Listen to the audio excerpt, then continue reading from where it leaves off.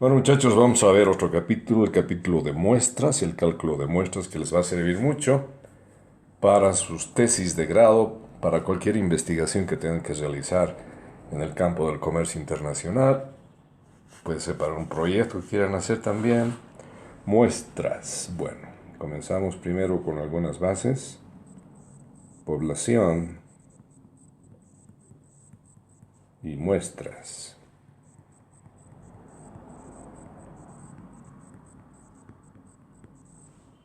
Perfecto. Entonces la población se refiere al universo. También se llama universo.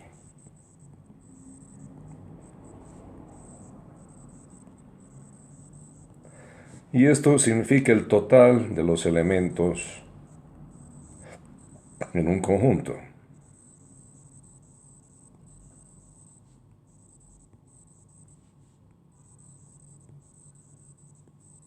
Por ejemplo, la población de Bolivia.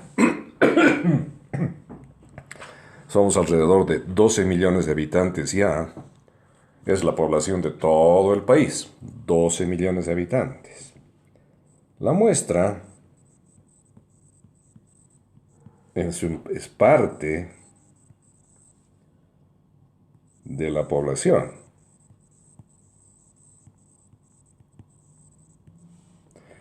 ¿Ya? O sea, 150.000 personas que viven en un barrio, en La Paz, por ejemplo, son parte de la población. Esas 150.000 a lo mejor viven en Villa Esperanza, donde está la Universidad Pública del Alto. Esa es parte de la población, esa puede ser una muestra. De lo que se trata es que la muestra debe ser representativa. Representativa. ¿Qué quiere decir eso? Debe representar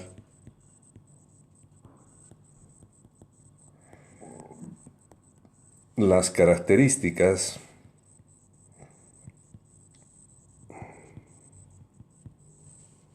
o naturaleza, conducta, etcétera, de la población, de su población.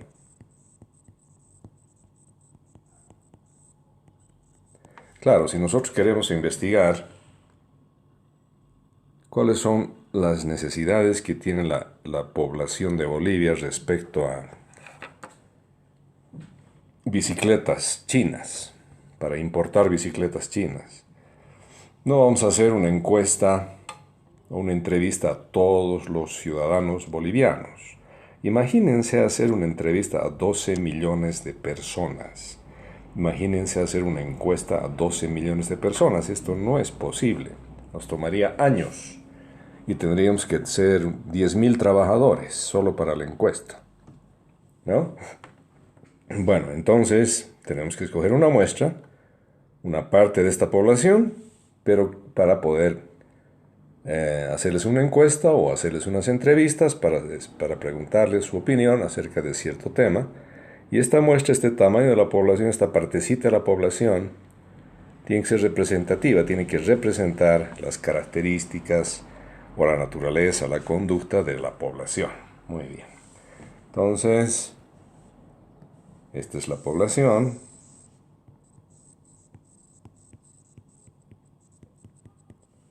Y esto de aquí chiquito, este conjuntito, este subconjunto, es la muestra.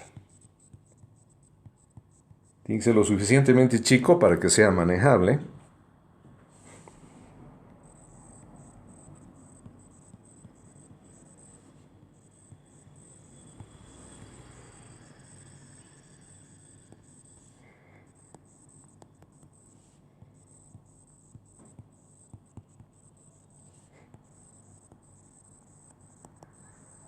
Con los recursos que tenemos.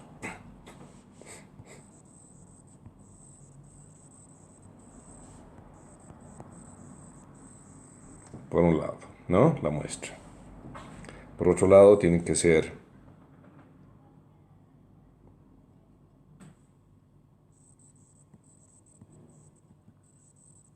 suficientemente grande para que represente bien la naturaleza, características, etcétera,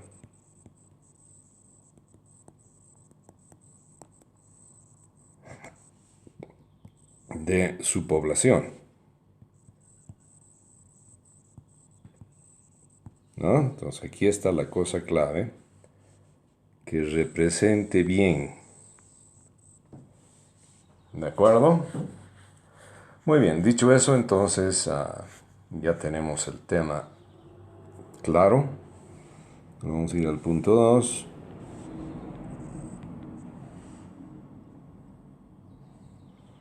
Algunas relaciones básicas.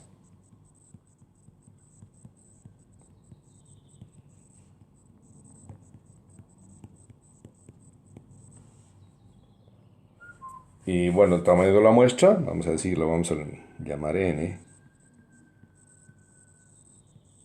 en minúscula.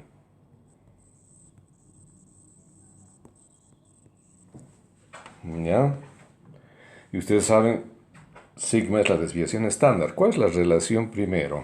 Vamos a ver la relación entre n, el tamaño de la muestra, y sigma, que es la desviación estándar de la muestra, de la población en este caso. Ahora vamos a ver la diferencia. Pero por el momento vamos a ver simplemente la relación entre n y sigma. En el eje horizontal vamos a poner la desviación estándar y en el eje vertical el tamaño de la muestra. ¿Qué es lo que pasa aquí? Bueno, empíricamente en la vida real, eso quiere decir empíricamente en la vida real, parte de cero la curva está. A medida que aumenta la desviación estándar, aumenta también el tamaño de la muestra de manera casi exponencial. Esa es la relación. ¿Sí? A medida que aumenta, si la desviación estándar aumenta, entonces el tamaño de la muestra también va a aumentar. Pero no es una relación lineal. Es casi exponencial. ¿De acuerdo? Primera cosa. Segunda cosa. Pues estamos aquí viendo la relación entre n y sigma. Y ahora vamos a ver la relación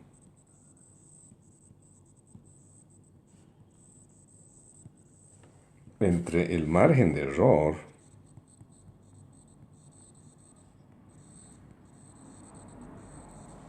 que vamos a abreviar como m de margen d de d y e de error, m de e, y el tamaño de la muestra.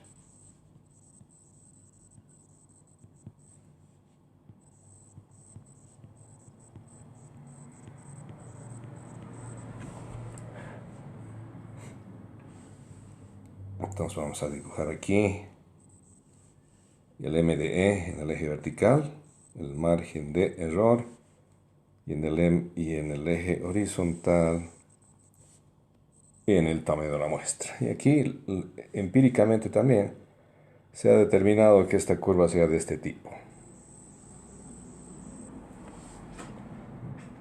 ¿Ve?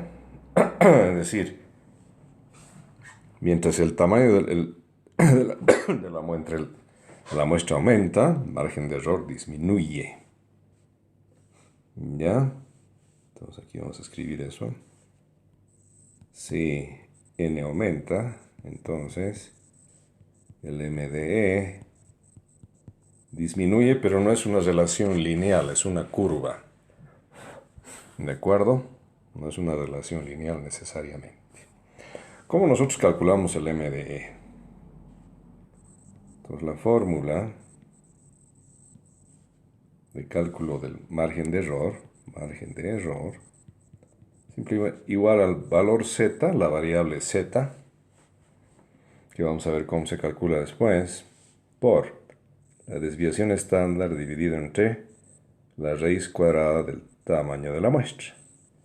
Y tienen otra formulita para su colección de fórmulas. de las 120 y tantas fórmulas o 130 y tantas fórmulas que van a ver en este semestre. Ya, después vamos a ver otro asunto, que sería el tercero, la relación entre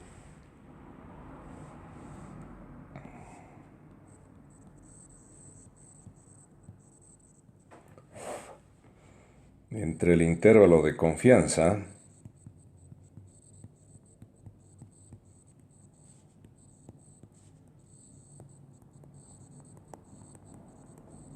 que lo vamos a abreviar como I-CO.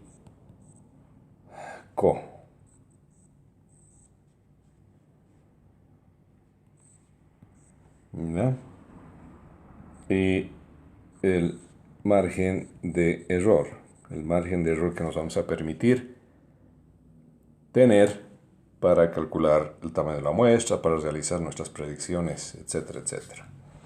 Bueno, ¿cómo sería esto? Bueno, simplemente nos dice que el intervalo de confianza es igual a la media aritmética, x barra, más menos el margen de error. ¿Ok? Donde aquí esto es la media aritmética. Y ustedes saben cómo calcular, ¿no? Y vamos a hacer un ejercicio que les va a servir de ilustración, para no entrar en mucha teoría acá. Entonces, si en un estudio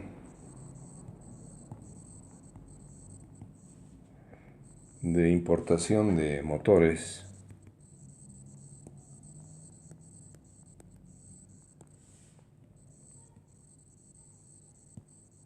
vamos a decir Toyota 3Y,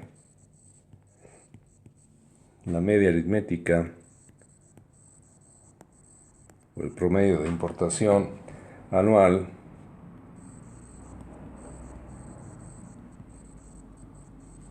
es de 80 motores por año. Digamos, cada año importamos en promedio 80 motores.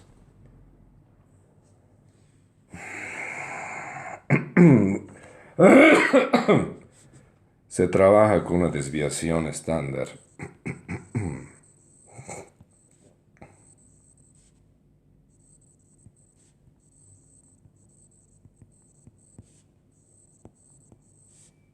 de 20 motores y el valor Z de variable Z es 1.96. Entonces queremos encontrar punto, ¿no? Ahí termina. La pregunta es hallar el intervalo de confianza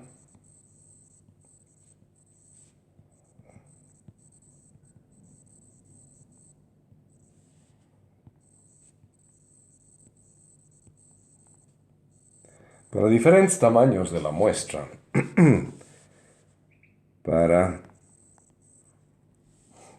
inciso A, un tamaño de muestra primero de 100.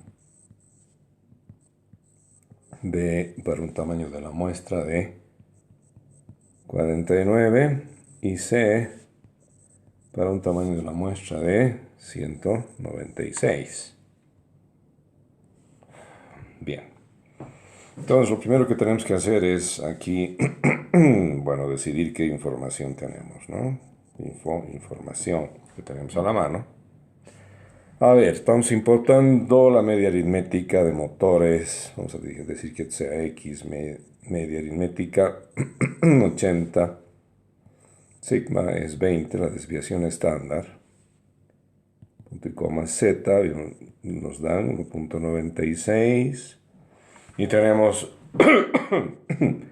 inciso A, N es 100, B, N es 49 y C, N es 196 empresas donde estamos haciendo el estudio. Puede ser en el número de empresas.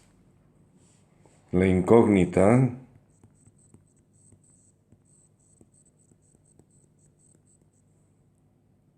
Es el intervalo de confianza en cada caso. ¿No? Entonces ya nos hemos ubicado. Lo primero que hay que hacer es ubicarse.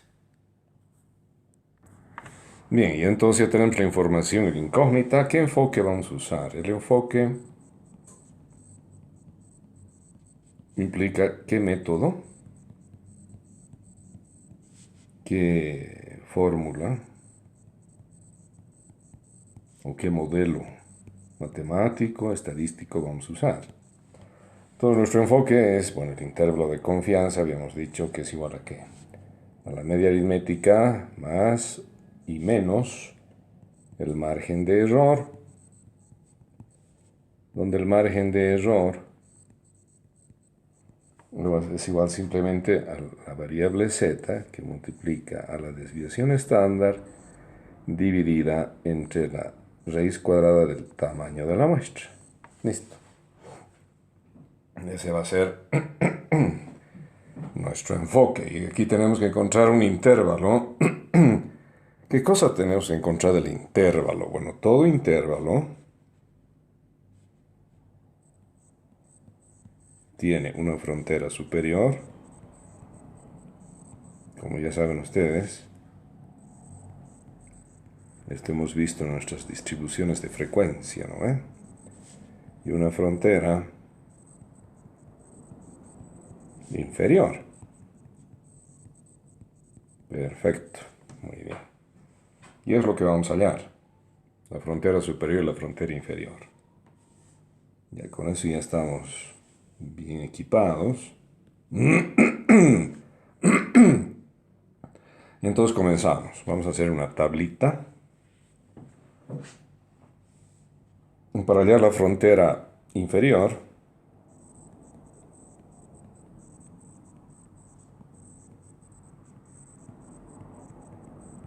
del ICO, ¿cómo hacemos?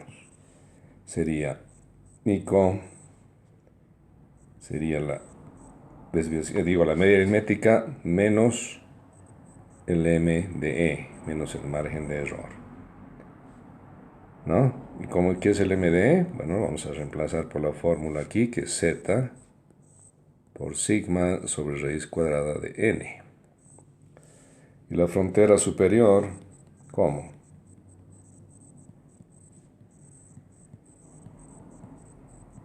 Del intervalo de confianza.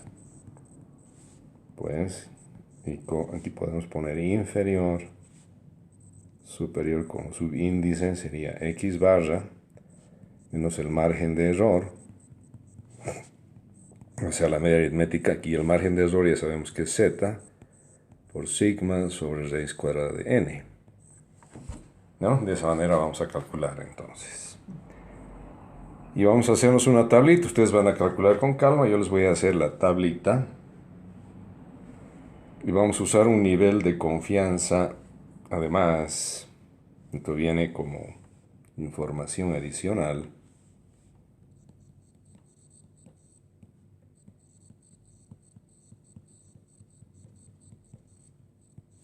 El nivel de confianza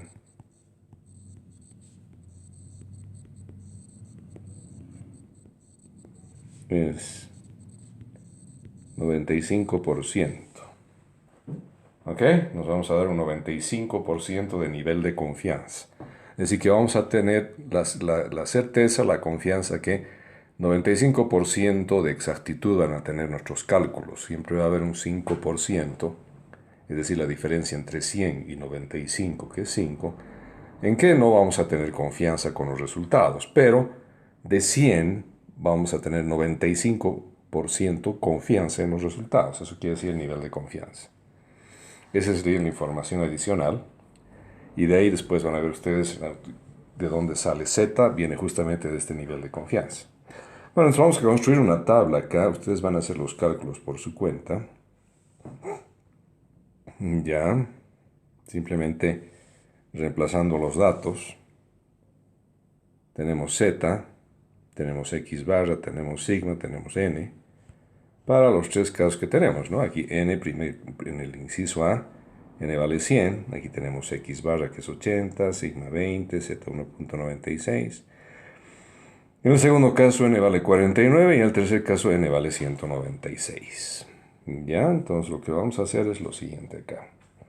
Vamos a hacer una tablita. Construir tabla. Y ustedes hacen los cálculos en su casa. ¿Ya? Nivel de confianza lo vamos a llamar NDC. NDC a la izquierda. Una tabla grandecita.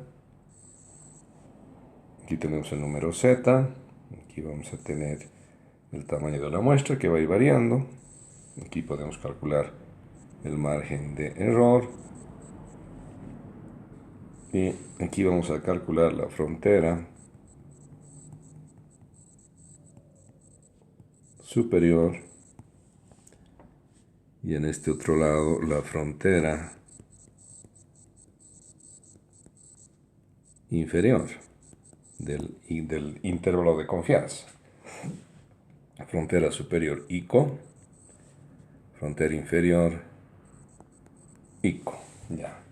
Entonces, en todos los tres casos, 95% el nivel de confianza, ¿no es cierto?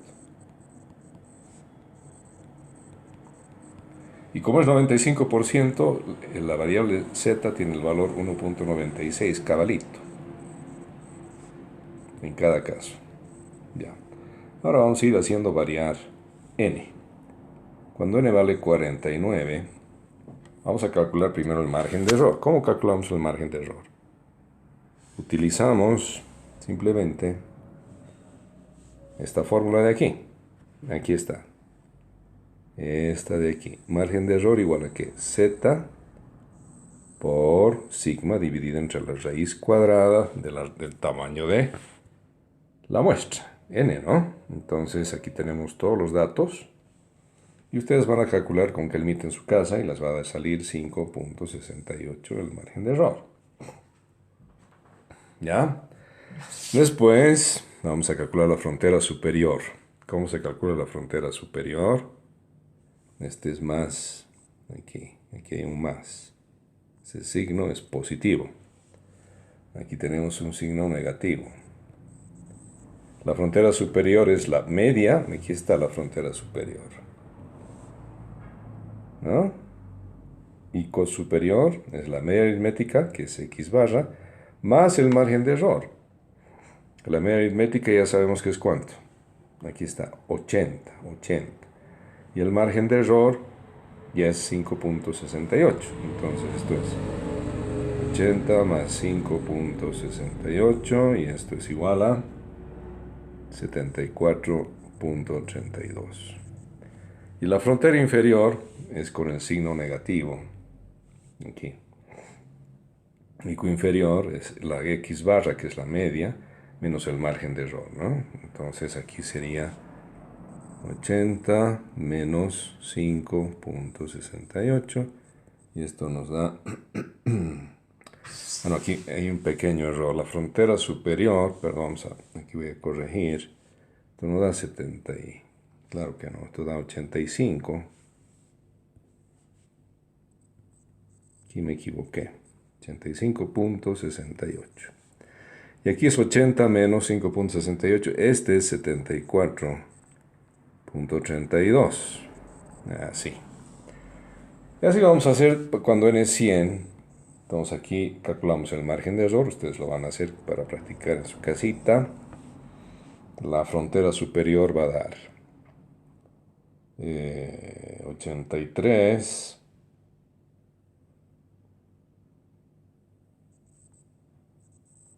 .92 y la frontera inferior 76.08. Y cuando n es 196, el margen de error es 2.8.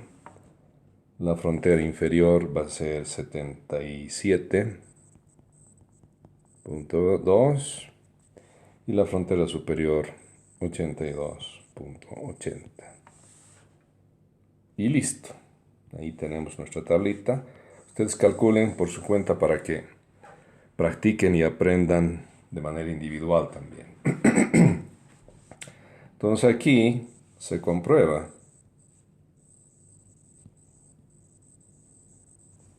que... Dos puntos. Si el margen de error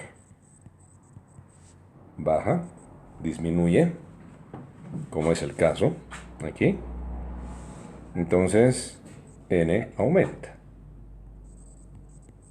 ¿no? O si ustedes quieren, o en otras palabras,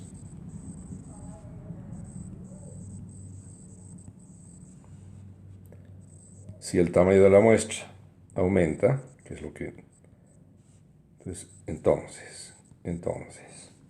Entonces el margen de error disminuye. ¿Ok? Y también, ¿qué pasa con la amplitud o el tamaño del ICO? La amplitud o tamaño del intervalo de confianza también baja cuando aumente n. ¿De acuerdo? Muy bien, ahí lo vamos a dejar por ahora.